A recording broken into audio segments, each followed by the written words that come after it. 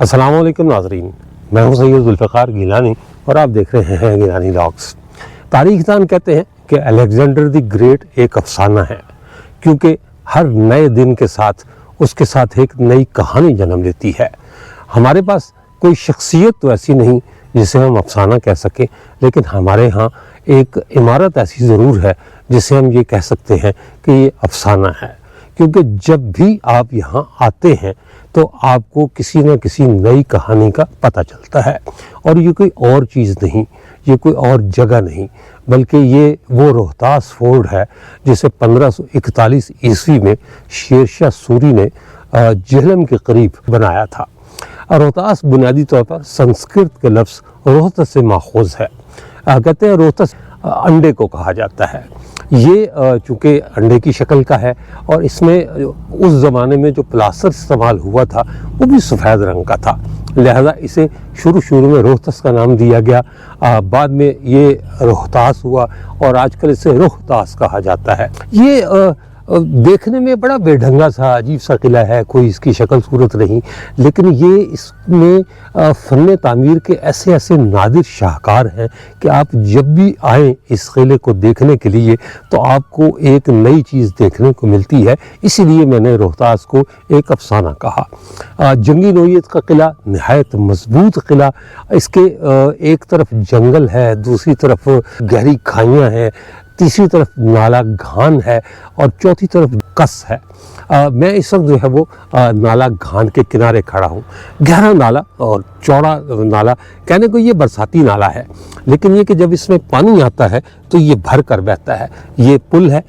میں آج 2 سال کے بعد ایک بار پھر روہتاس فورٹ جا رہا ہوں، لیکن اس دفعہ روہتاس فورٹ جانے کا میرا مقصد آپ سے ان دروازوں کا تعارف کرانا ہے اور اس فصیل کا تعارف کروانا ہے یا اس کی تفصیل بتانی ہے جس کے بارے میں یہ کہا جاتا ہے کہ یہ فن تعمیر کا وہ شاہکار ہے جس کا نعم البدل کوئی نہیں۔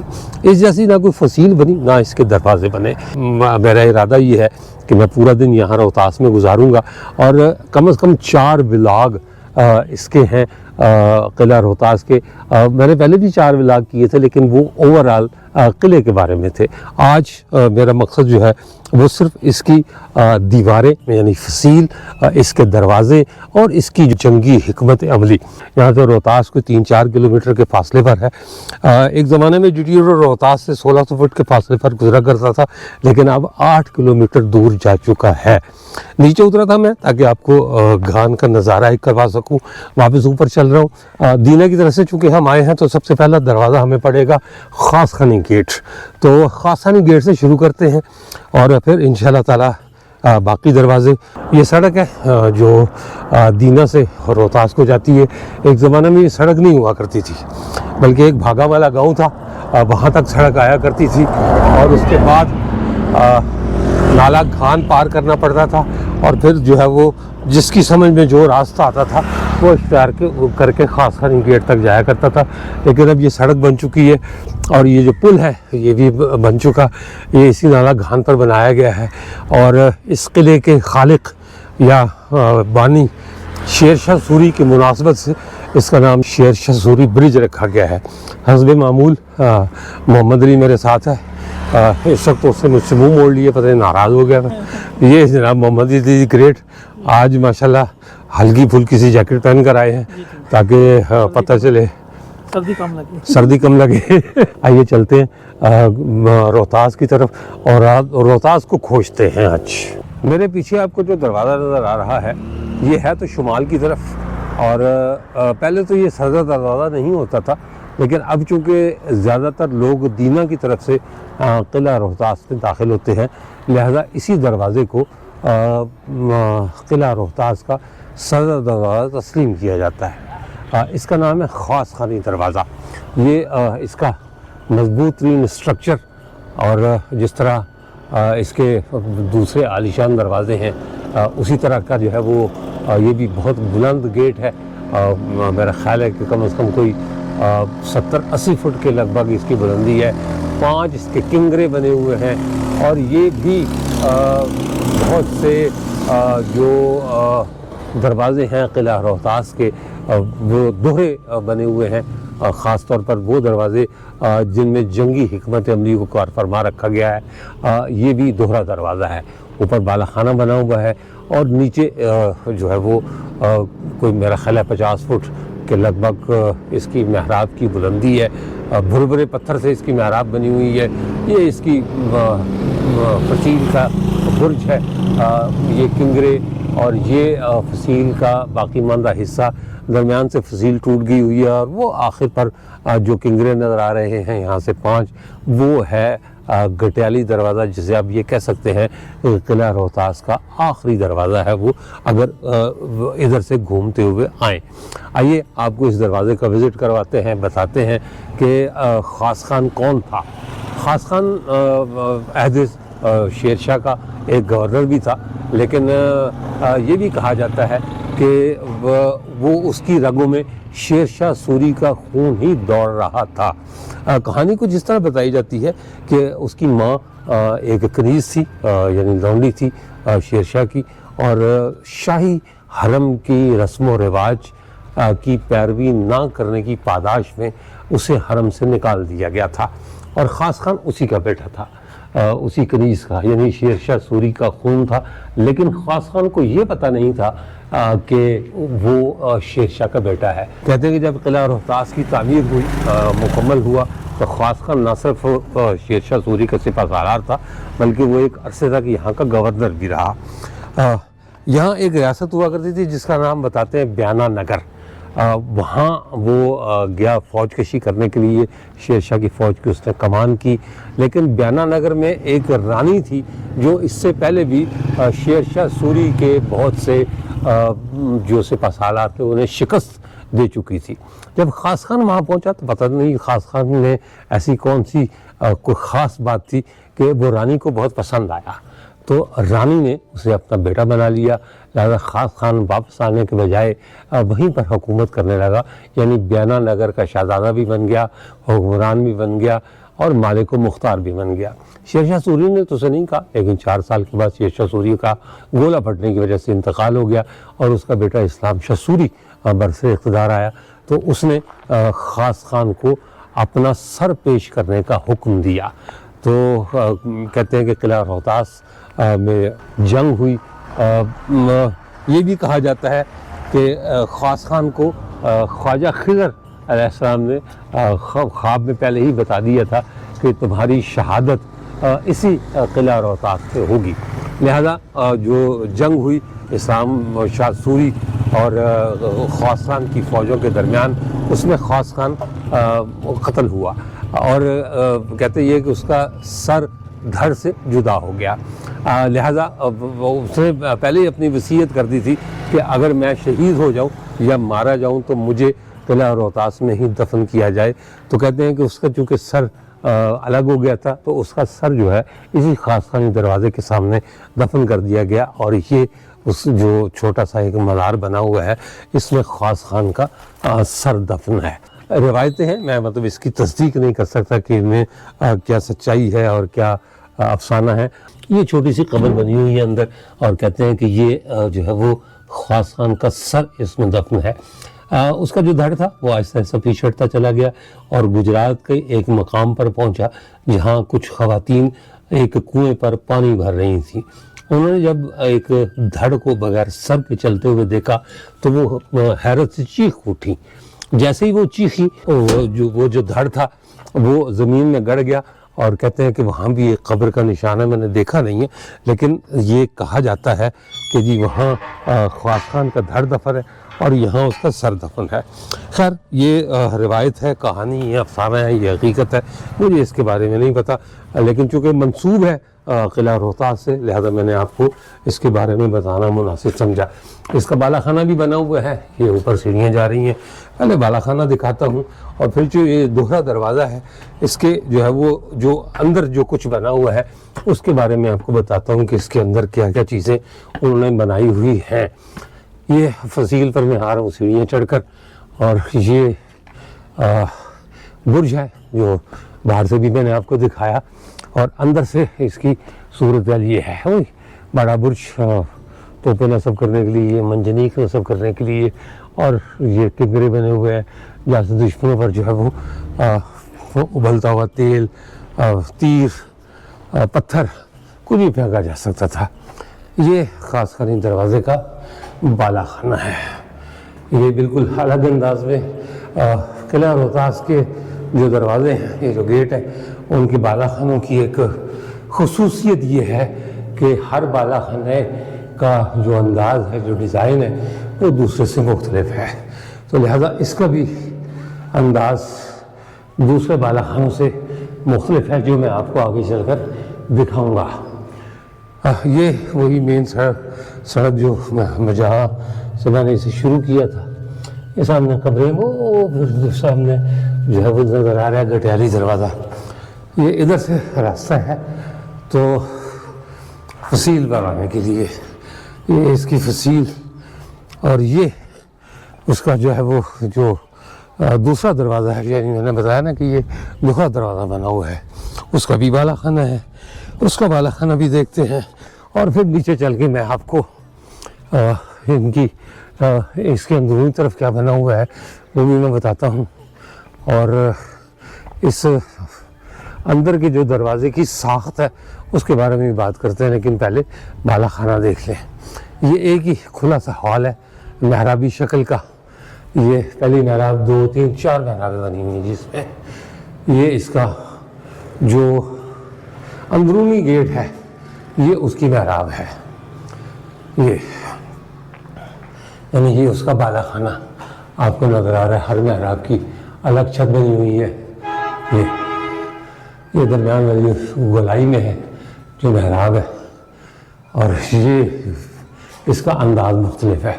تو یہ خاص خانی دروازہ، دوہرا دروازہ، اور دونوں دروازوں کے اوپر جو ہے وہ بالا خانے بنے ہوئے ہیں، طاق بنے ہوئے ہیں چراغ وغیرہ رکھنے کے لیے۔ یہ ادھر سے سیڑھیاں ہیں، ادھر سے دوسری طرف سے میں جو ہے وہ نیچے اتر رہا ہوں، گیا میں اس طرف سے تھا لیکن آیا میں اس طرف سے ہوں۔ یہ ادھر سے جو ہے وہ نیچے اتر کر تو میں اس کے جو باقی جو چیزیں ہیں، یہ جو باقی اس میں بنی ہوئی معاملہ، جی سامنے فصیل ہے، یہ بھی اپنا 2 چبوترے بنے ہوئے ہیں، ایک چبوترا نیچے ہے، ایک چبوترا اوپر ہے، اوپر جانے کے لیے بھی راستہ ہے۔ یہ جناب میں دوسری سیڑھیاں اتر کے اور پھر جو ہے وہ اندر کی طرف آ گیا ہوں جہاں سے میں چلا تھا۔ یہ یہاں سے فصیل ٹوٹ گئی ہوئی ہے، اور یہ ایک خود سے ہی ایک دروازہ بن گیا ہوا ہے، لیکن دوسری طرف جایا نہیں جا سکتا، کھائی ہے۔ اچھا، یہ جو سامنے جو دروازہ ہے، یعنی جو خاص خانی دروازے کا جو بیرونی ڈھانچہ ہے، اس کے اوپر دونوں طرف 6 کونوں والے ستارے بنے ہوئے ہیں۔ یہ 6 کونوں والے ستارے شیشی دروازے پر بھی بنے ہوئے ہیں، اور یہ جو 6 کونوں والا ستارہ ہے یہ یہودیت میں استعمال ہوتا ہے، یہودی نظم میں، اور اسے اسٹار آف ڈیوڈ کہا جاتا ہے۔ یعنی قلعہ روہتاس میں 2 جگہوں پر یہ اس طرح کے ستارے بنے ہوئے ہیں۔ یہ نیچے بنکرز بنے ہوئے ہیں، یقینی طور پر یا تو بارود خانے ہوں گے یا یہ کہ جو ہے محافظوں کے کمرے ہوں گے، تو یہ وہ بنے ہوئے ہیں۔ اچھا، مطلب میں پھر وہی ایک دفعہ اسی کی بات کروں، اسٹار آف ڈیوڈ کی۔ مجھے حیرت ہے کہ یہ روہتاس کے جو 2 دروازے ہیں، شیشی دروازہ اور اس دروازے پر یہ اسٹار آف ڈیوڈ کیوں بنے ہوئے ہیں۔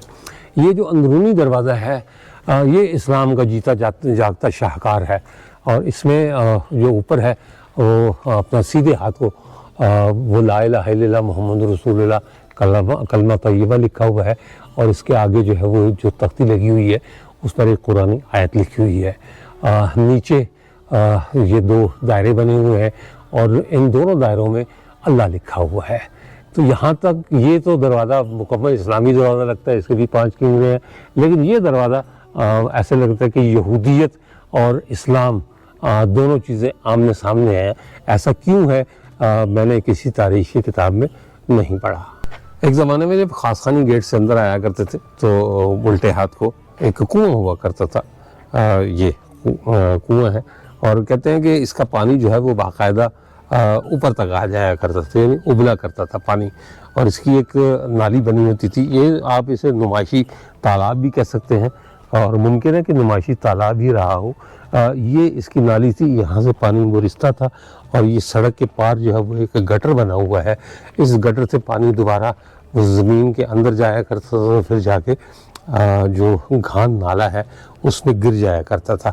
تو یہ ایک آپ اگر وہاں سے یہاں تک دیکھیں تو یہ ایک نمائشی تالاب یا نمائشی آبشار قسم کی چیز تھی جو قلعے کی خوبصورتی میں اضافہ کیا کرتی تھی. خاص خانی دروازے کے دائیں جانب 200 گز کے فاصلے پر ایک اور گیٹ ہے جس کا نام ہے کشمیری گیٹ. یہ اس آبادی کے لیے بنایا گیا تھا جو آبادی قلعے کی تعمیر کے وقت اس دروازے کے باہر آباد تھی، یعنی وہی منڈی گاؤں جو بعد میں قلعے کے اندر آ گیا. اچھا، اس کی شکل چونکہ ٹرین جیسی ہے اس لیے اسے موری دروازہ بھی کہا جاتا ہے، لیکن یہ بھی دوہرا دروازہ ہے. یہ اس کا پہلا حصہ، یا آپ اس کی اونچائی دیکھیں، پتھر کا بنا ہوا دروازہ ہے، اور اس کی بڑی اونچی اونچی محرابیں ہیں. اور یہ اس کا دوسرا حصہ ہے، یعنی پہلے جو ہے وہ ادھر سے آئیں تو یہ حصہ آتا ہے، پھر جو ہے وہ گھوم کے سیدھے ہاتھ کو تو اس کا دوسرا حصہ ہے. یہ بھی اچھا خاصا بلند دروازہ ہے. یہ دیکھیں جی، لیکن اس کا بالا خانہ مجھے نظر نہیں آیا. میرا خیال ہے کہ اس کا بالا خانہ نہیں ہے. اچھا، ایک بڑے لطف کی بات آپ کو بتاؤں کہ یہ جیسے میں نے بتایا نا کہ ڈرین کی شکل کا دروازہ ہے، تو یہاں کے جو لوگ ہیں رہنے والے وہ اب بھی اسے کچرا کنڈی کے طور پر استعمال کرتے ہیں. یہ جو آپ کو نیچے کچرا پڑا نظر آ رہا ہے، یہ گاؤں والے باقاعدہ یہاں کچرا پھینکتے ہیں.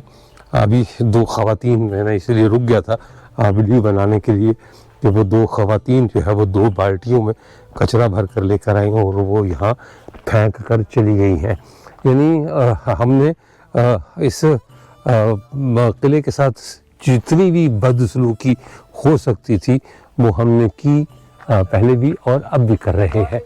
یہ جناب اس کی بیرونی سمت ہے کشمیری دروازے کی، یا جسے موری گیٹ کہا جاتا تھا. میرا خیال ہے کہ اس کا اب اس کو اگر کچرا دروازہ کہا جائے تو وہ زیادہ مناسب ہوگا، کیونکہ اس کے جو سامنے کا حصہ ہے جہاں سے کبھی لوگ آمد و رفت کے لیے راستہ استعمال کرتے تھے، وہاں اب سوائے کچرے کے اور کچھ بھی نہیں ہے. یہ سارا کچرا آپ کو نظر آ رہا ہوگا. اس کی بنیادیں بھی جو ہے وہ بڑی سنگلاخ قسم کی چٹانوں سے اٹھائی گئی ہیں. یہ فصیل آپ کو سامنے نظر آ رہی ہے، یہ بھی نیچے بھی بڑی مطلب پتھر لگے ہوئے ہیں اچھے خاصے مضبوط. اور یہ 50 فٹ بلند دروازہ، اس کے بھی 5 کنگرے ہیں. اوپر کنگرے آپ کو نظر آ رہے ہوں گے. جو درمیانی 3 کنگرے ہیں یہاں کہتے ہیں کہ پرچم لگایا جاتا تھا. اس میں پرچم لگانے کی جگہ بنی ہوئی ہے، جھنڈا لگانے کی. تو یہ بجائے سیڑھیوں کے ایک سلیب بنائی گئی تھی جو راستے کے طور پر. یہ اس کی سلیب ہے. میرا خیال ہے کہ ان کے ڈھور ڈنگر جو مویشی ہیں یہ ان کے لیے بنائی گئی تھی کہ وہ بھی آسانی سے قلعے کے اندر آ سکے. لیکن پھر اسلام شاہ سوری نے، یعنی جو شیر شاہ سوری کا بیٹا تھا، اس نے منڈی گاؤں کو ہی اندر شفٹ کر دیا. تو اس دروازے کی وہ اہمیت ختم ہو گئی جو جس مقصد کے لیے اسے بنایا گیا تھا. دونوں طرف پہرے داروں کے بیٹھنے کے لیے چوکیاں بنی ہوئی ہیں. یہ اس کا جو ہے وہ پہلا اندرونی حصہ اور یہ دوسرا اندرونی حصہ. اس دروازے کے ساتھ ایک اللہ کے ولی کا مزار ہے، بلکہ دروازے کے اندر ہی واقع ہے. ان کا نام ہے شاہ جمال چشتی. یہ ان کا مزار ہے. کہتے ہیں کہ انہوں نے بھی قلعے کی تعمیر میں حصہ لیا تھا. یہ بالکل اندر ہی بنا ہوا ہے. یہ قبر مبارک ہے ان کی. اور یہ باقی دروازہ ہے، یعنی دروازے کے باہر نہیں ہے بلکہ دروازے کے اندر ہی انہیں دفن کیا ہوا ہے. یہ ساتھ بھی 2 نشان بنے ہوئے ہیں. ممکنہ طور پر ہو سکتا ہے کہ یہ بھی قبریں ہوں، لیکن یہ تو بہرحال قبر ہے. اس کا اوپر جو ہے وہ تعویذ بھی بنا ہوا ہے، سارا کچھ بنا ہوا ہے. پیچھے ہماری روایتیں نظر آ رہی ہوں گی آپ کو، چادریں، جھنڈے اور باقی منتوں مرادوں کی دوسری چیزیں. یہ قلعہ روہتاس کا جنوب مشرقی حصہ اور یہ پیپل والا دروازہ، یہ دروازے چھوٹے ہیں، مطلب اس طرح کے نہیں ہیں جس طرح خاص خانی گیٹ ہے یا لنگر خانی ہے یا قابلی یا بادشاہی دروازے ہیں. یہ چھوٹے دروازے بنے ہوئے ہیں لیکن ہیں بڑے نفیس قسم کے دروازے بنے ہوئے. یہ اب سمجھ میں نہیں آیا کہ اس کو پیپل گیٹ کہا کیوں جاتا ہے، کیونکہ یہ قلعے کے اندرونی طرف تو مجھے کوئی پیپل کا درخت نظر نہیں آیا کہ جس کی وجہ سے اس کا نام پیپل دروازہ رکھا گیا ہو. اب اس کی وجوہات کا نہیں پتہ کہ یہ پیپل گیٹ کیوں جو ہے وہ کہلاتا ہے. یہ نیچے میرے پاؤں کے پتھر ہیں، مطلب سیڑھیاں نہیں ہیں، اور ایک ایک پتھر پر پاؤں جما کر نیچے گزرنا پڑ رہا ہے. یہ فرش جو ہے وہ میرا خیال ہے نیا ڈلا ہوا ہے، لیکن بہرحال جو بھی ہے یہ اسٹرکچر ہے اس کا قلعے کا دروازے کا. یہ ادھر سے میں آیا ہوں، یہ وہ اونچائی ہے جو میں نے اتری ہے. یہ جو ہے وہ محرابیں بنی ہوئی ہیں پہرے داروں کے لیے، ان کے بیٹھنے کے لیے. یہاں یقینی طور پر جو ہے وہ پہرے دار بیٹھتے ہوں گے، یہ اور مسلح پہرے دار ہوں گے، کیونکہ بہرحال دروازے تھے اور لوگوں کی آمد رفت بھی تھی. یہاں یہ جناب یہ بیرونی حصہ اس کا، اور یہ آگے خطرناک گھاٹیاں. یہ نیچے ادھر سے اترا تو جا سکتا ہے، میں کوشش کرتا ہوں بیٹھ کر نیچے اترنے کی، تو دیکھتے ہیں اللہ مالک ہے. اگر کوئی پتھر کھسکا تو ہم بھی نیچے، لیکن اللہ توکل. یہ جی نیچے بالآخر میں اتر آیا ہوں اور یہ مزید کوشش کر رہا ہوں کھائی کی طرف جانے کی. مائک جواب دے گیا جی. مائک گھر سے چارج کر کے چلے تھے، لیکن یہ کہ یہاں پہنچ کر پتہ چلا کہ آواز نہیں آ رہی، تو مائک چینج کیا ہے. اس چکر میں کوئی 10 منٹ اور لگ گئے ہیں. یہ پیپل دروازہ اس کی چڑھائی جہاں سے میں اتر کر نیچے آیا ہوں، یہ سامنے آپ کو نظر آ رہی ہوگی. اور اس طرف کوئی راستہ نہیں ہے، صرف کھائی ہے. لیکن بہرحال دشمن تو کسی بھی طرف سے آ سکتا ہے. جس نے آنا ہوگا اس نے یہ نہیں دیکھنا کہ یہاں کھائی تھی ہے، وہ کوشش کر کے آ سکتا ہے. یہ گہری کھائی ہے اور یہ نیچے دکھانے کے لیے کچھ نہیں ہے، کوئی ایسا خاص نظارہ نہیں ہے سامنے. میں صرف جو آپ کو دکھانے کے لیے یہاں تک لایا ہوں وہ یہ صرف دکھانے اور بتانے کے لیے لایا تھا کہ ان سامنے پہاڑیوں پر سڑک بنائی جا رہی ہے. یہ قلعہ روہتاس کے بیچوں بیچ جو سڑک گزرتی ہے، سب سے زیادہ نقصان اس سڑک نے بھی اس قلعے کو پہنچایا ہے. بھاری گاڑیاں گزرتی ہیں، لوڈڈ ٹرک گزرتے ہیں جو ادھر ٹلہ جوگیاں کی طرف سے اور اس طرف جو گاؤں آباد ہیں وہاں سے آتے ہیں، اور یہ ساری کی ساری ٹریفک جی ٹی روڈ کو جاتی ہے. تو اس ٹریفک کو اب ڈائیورٹ کیا جا رہا ہے. سال ہر سال سے لوگوں کا مطالبہ تھا کہ یہ بائی پاس بنا دیا جائے، یعنی سڑک جو ہے وہ قلعے سے باہر نکالی جائے. حتیٰ کہ محکمہ آثار قدیمہ والے بھی عرصہ دراز سے شور کر رہے تھے کہ یہ سڑک قلعے کے ڈھانچے کو، جو رہا سار ڈھانچہ ہے، اس کو بھی نقصان پہنچا رہا ہے، تو آپ اسے جو ہے وہ باہر لے جائیں. بالآخر اب سنی گئی ہے تو سڑک کی تعمیر کا آغاز ہو گیا ہے. اب دیکھتے ہیں کہ اس میں کتنا عرصہ لگتا ہے اور کتنے عرصے میں یہ سڑک بنتی ہے، اور پھر یہ جو روہتاس کا جو ٹریفک ہے جو اندر سے گزرتا ہے وہ باہر سے گزرا کرے گا. اللہ کرے وہ دن جلدی آ جائے تاکہ جو بچی کچی چیز ہے وہ سلامت رہ جائے. تو یہ ہو گیا جناب آپ کا پیپل دروازہ. اور آگے موری، تلا موری اور گٹیالی، یہ 2 دروازے آپ کو دکھانے رہ گئے ہیں. یہ دکھاتے ہیں اور اس ولاگ کا اختتام کرتے ہیں کسی مناسب جگہ پہنچ کر. تو یہ ایک دیوار اور ہے، ایک دیوار پر تو میں چڑھ کے آ گیا ہوں، دوسری دیوار پر چڑھ کے یہ جناب ہم پھر سطح زمین پر آ گئے. بالکل ایسے ہی لگتا ہے جیسے آپ کسی گڑھے سے نکلے کر دنیا میں آ گئے ہوں واپس. یہ جناب اب ہم اپنی اگلی منزل کے لیے تیار ہیں تاکہ اگلے دروازے آپ کو دکھائے جا سکیں. یہ سامنے جو نظر آ رہا ہے یہ گڑھے والا دروازہ ہے. اس کو تلا موری گیٹ بھی کہا جاتا ہے. اس میں کوئی بالا خانہ نہیں ہے، عام تعمیری کنگروں کے بغیر بنایا گیا ہے، لیکن باہر سے دوسرے دروازوں کی طرح سجاوٹ میں کم نہیں. یہ مستطیلی شکل میں ہے، لگ بھگ 33 فٹ بلند ہے. باہر سے اس کی چوڑائی 7 فٹ اور اندر سے 6.5 فٹ ہے. راستہ اس کا بڑا واہیات اور خطرناک ہے. مجھے نہیں پتا کہ کدھر سے جانا پڑے گا. ادھر سے میرا خیال ہے ہاں جی ادھر سے محمد علی چونکہ پہلے پہنچا ہے ادھر. یہ جناب ان سے جانا پڑے گا ہمیں گزر کر، سر نیچے کرنا پڑے گا کیونکہ اوپر سے کانٹے بہت ہیں. یہ جناب آگے اور یہ تلا موری گیٹ سامنے نظر آ رہا ہے. لوگوں کا چونکہ آنا جانا بس اب صرف اس حد تک ہے کہ جو بکروال ہیں، مویشی چرانے والے، بکریاں وغیرہ چرانے والے لوگ، وہی اس طرف آتے ہیں. آبادی کا اس طرف کوئی کام نہیں، کیونکہ باہر کوئی ایسی جگہ نہیں. کھائی تو نہیں ہے، جیسے پیپل والا گیٹ کے باہر نکلتے ہی سامنے کھائی ہے، اس کے باہر کھائی نہیں ہے. لیکن بہرحال پھر بھی صرف وہی لوگ جاتے ہیں جنہوں نے اپنے مویشیوں کو چرانے کے لیے لے جانا ہوتا ہے.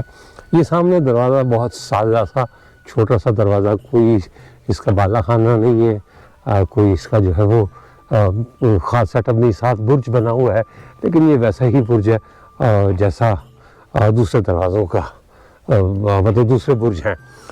یہ چٹانوں پر اس کی بنیاد رکھی ہوئی ہے، اور اسے دیکھ کر حیرت ہوتی ہے کہ وہ کون لوگ تھے، کیسے انجینئر تھے، کس یونیورسٹی سے پڑھ کر آئے تھے، جنہوں نے ایسی سخت چٹانوں کے اوپر اتنے بڑے بڑے پتھروں سے اتنی مضبوط بنیادیں رکھیں کہ 500 سال گزرنے کے بعد بھی یہ اپنی جگہ پر صحیح سلامت ہیں. اس کے اندر کوئی راستہ نہیں بنا ہوا، سیڑھیاں نہیں بنی ہوئی، اور راستہ بھی جو ہے وہ ہموار بھی نہیں ہے، بلکہ یہی چٹانیں ہیں جو آپ کو نظر آ رہی ہیں. اسی طرح کا چٹانی راستہ ہے، اور یہ تھوڑا سا بلندی کی طرف جاتا ہے. آگے بالکل ہی رف قسم کا پتھر ہے، یعنی ویسا پتھر نہیں ہے ہموار کیا ہوا. یہ ہم آگے باہر، اور تھوڑا سا آگے چٹان ہے، اور پھر آگے کھائی ہے. اور یہ جو سامنے والی پہاڑیاں ہیں، ان پر وہی سڑک بن رہی ہے جو بائی پاس کے طور پر استعمال ہوگی. گڈھے والا دروازہ یا تلا موری گیٹ جس کو کہا جاتا ہے. اب تلا موری نہیں پتا کہ تلا موری کیوں کہتے ہیں اس کو، اور گڈھے والا دروازہ تو چلے خیر سمجھ میں آتا ہے کہ یہ آگے گڑھا ہے، ہو سکتا ہے کہ اس کو اس گڑھے والا دروازہ یا گڈھے والا دروازہ بات ایک ہی ہے. تو یہ روہتاس کے ان چھوٹے دروازوں میں سے ایک ہے جو عام استعمال کے لیے، عام لوگوں کے استعمال کے لیے بنوائے گئے تھے. تو آئیے واپس چلتے ہیں اگلے دروازے کی طرف. اسی چٹانی راستے سے گزر کر آتے ہوئے بلندی کی طرف آ رہا تھا یہ، اور جاتے ہوئے ہم نیچے کی طرف جائیں گے. نظر نیچے جما کے چلنا پڑتا ہے کیونکہ پتھر ہموار نہیں ہے، کہیں سے بھی جو ہے وہ آپ کا پاؤں پھسل سکتا ہے، اور آپ بغیر کسی کوشش کے نیچے پہنچ سکتے ہیں. اگر قلعہ روہتاس کے تمام دروازوں کو ایک ایک کر کے دیکھا جائے تو سب سے آخری نمبر پر جو دروازہ بنتا ہے وہ گٹیالی دروازہ بنتا ہے، یا دوسرے الفاظ میں آپ یہ کہہ سکتے ہیں کہ روہتاس کا جو 12واں دروازہ ہے وہ گٹیالی گیٹ ہے. میں اس وقت اسی 12ویں دروازے کے بالکل سامنے کھڑا ہوں. یہ اس کا ڈھانچہ ہے گٹیالی دروازے کا. لیکن اس سے پہلے کہ میں آپ کو اس کی تفصیل بتاؤں، میں یہ بھی بتا دوں کہ یہ جو سامنے آپ کو نظر آ رہا ہے یہ ہے خاص خانی دروازہ، اور یہی صدر دروازہ ہے. مطلب دینے کی طرف سے جب آئیں تب بھی، اور اس زمانے میں بھی یہی سب سے پہلا دروازہ ہوا کرتا تھا، خاص خانی دروازہ، جسے خاص خان کے نام پر رکھا گیا، اور جہاں سے میں نے یہ ولاگ شروع کیا تھا دروازوں کا. تو مطلب یہ پورا پھر یہ جو ظاہر جنگل اجاڑ جھاڑیاں آپ کو باقی حصہ تو نظر نہیں آئے گا قلعے کا، لیکن یہ فصیل کے کنگرے ضرور نظر آئیں گے. اور جب ہم یہاں واپس پہنچتے ہیں تو یہ جو ہے وہ گٹیالی دروازہ ہے. یہ 50 فٹ بلند ہے، اور جو اس کے نیچے نالا گھان ہے 630 فٹ اس کی بلندی ہے نالا گھان سے. دروازے کے 5 کنگرے بھی ہیں، اور دروازے کے پاس بائیں جانب فصیل میں دور دور تک بارود خانے اور اسلحہ خانے بنے ہوئے ہیں. یہ جو آپ کو کمرے نظر آ رہے ہیں یہ بارود خانے اور اسلحہ خانے بنے ہوئے تھے اس دور کے. کہتے ہیں کہ اس کا رخ نالا گھان کا جو پتن تھا اس کا نام تھا گٹیال، اس کی طرف تھا، اس لیے اس کا نام ہی گٹیالی دروازہ مشہور ہو گیا. مستطیل شکل کا دروازہ ہے، 20 فٹ چوڑا ہے. یہ فصیل کا ایک حصہ، مطلب بہت عمودی قسم کی سیڑھیاں ہیں. مطلب میں یہ سوچتا ہوں کہ میں آپ کو کسی جگہ اس طرح کی سیڑھیوں پر چڑھ کر دکھاؤں، کیونکہ ہر جگہ معاملہ ایک سا ہے. یہ بارود خانے، اسلحہ خانے جو بنے ہوئے تھے فصیل کے جو ہے وہ آس پاس، یہ سارے کے سارے اب تو خیر اجڑ گئے، تو برباد ہو گئے، لیکن جو ہے وہی چٹانی پتھر اس سے بنے ہوئے ہیں. اب کچھ بھی باقی نہیں رہ گیا جس کے بارے میں میں یہ کہہ سکوں کہ یہ چیز محفوظ ہے. یہ بھی اوپر جانے کے راستہ ہے. اور یہ جناب وہ گٹیالی دروازہ جو 50 فٹ بلند اور 20 فٹ کے لگ بھگ جو ہے وہ چوڑا ہے. یہ اس کے سامنے کانٹے ہی کانٹے ہیں. میں آپ کو کیا مطلب سمجھ میں نہیں آتا کہ جو ہے وہ کہاں سے میں کیا دکھاؤں. یہ اس کا اندرونی حصہ ہے گٹیالی دروازے کا، بھربھرے پتھر سے یہ بنایا گیا ہے اور اچھے خاصے وزنی پتھر ہیں. لیکن اس پر بالا خانہ نہیں ہے جیسے دوسرے جگہوں پر ہے. خاص خانی دروازے پر جو ہے وہ بالا خانہ بنا ہوا ہے، وہ بالا خانہ نہیں ہے. یہ دونوں طرف جو ہے وہ پہرے داروں کے بیٹھنے کے لیے چوکیاں بنائی گئی ہیں. جس زمانے میں یہ قلعہ آباد ہوگا، اب تو خیر کسی انسان کی ضرورت بھی اگر نظر آ جائے آپ کو ان دروازوں کے آس پاس، یہ فصیل کے آس پاس، تو بڑی بات ہے. اور یہ اس کا بیرونی حصہ ہے. لیکن پہلے میں آپ کو وہ گھان کی گہرائی دکھاتا ہوں. اور پتن، اب تو پتن نہیں رہ گیا، ختم ہو چکا. لیکن اس وقت یہ چونکہ پتن ہوا کرتا تھا، لہذا اس کا نام ہی گٹیالی دروازہ یا گٹیالی گیٹ مشہور ہے. میں ادھر سے بھی آپ کو دکھاتا ہوں. بڑا مطلب عظیم الشان دروازہ ہے، ایسا نہیں ہے کہ جو ہے وہ کوئی چھوٹا دروازہ ہے. تو یہ ایک چٹانی راستہ مجھے نظر آ رہا ہے. پہلے میں ادھر سے آپ کو دکھاتا ہوں کہ یہاں کیا ہے.